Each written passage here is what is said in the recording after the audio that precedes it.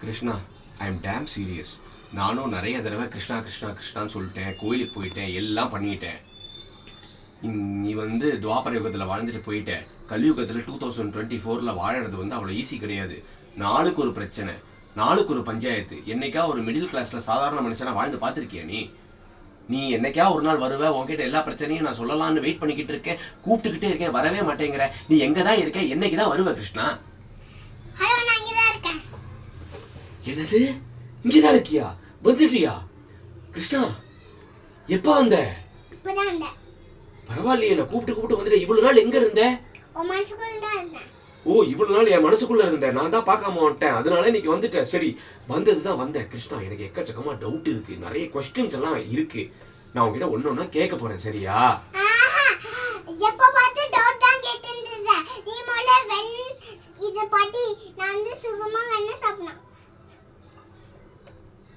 என்ன புக் இது? ஸ்ரீமத் பகவத்கீதை. சரி, இது படிச்சா எல்லா கொஸ்டினுக்கும் டவுட் இருக்கு, ஆன்சர் இருக்குமா? அப்ப எல்லாரும் உன்கிட்ட டவுட் கேட்டுட்டே இருக்கா சொல்லிட்டு நீ புக்கே போட்டியா? பரவாயில்ல. இதுல இருந்து என்ன தெரியுதுன்னா, வாழ்க்கையில டவுட் இருக்கிறவங்க நம்ம மட்டும் இல்லைங்க, நிறைய பேர் இருக்காங்களாம். அதனாலதான் கிருஷ்ணரே புக்கை போட்டு கொடுத்துட்டாரு. இப்ப நீங்க என்ன பண்ண போறீங்க கிருஷ்ணா? பிஸியா வெண்ணெய் சாப்பிட போறீங்களா? சரி, நான் இதை படிச்சு டவுட் இருந்தா திரும்ப கேட்கறேன், சரியா? இன்னைக்கு என்ன உங்களுக்கு பர்த்டேவா? அதனாலதான் வெளில வந்தீங்களா? கிருஷ்ண ஜெயந்தி அன்னைக்கு. சரி, ஹாப்பி பர்த்டே. பாருங்களேன், ஸ்ரீ கிருஷ்ண ஜெயந்தி அன்னைக்கு. என்னது?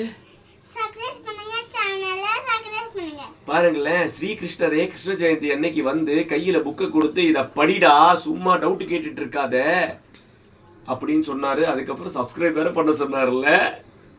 பண்ணிடுவோமா? இதையும் படிச்சிருவோமா? படிக்கிறோம். தேங்க்யூ கிருஷ்ணா. அங்கேயும் சொல்லு, ஹாப்பி கிருஷ்ண ஜெயந்தி சொல்லுங்க.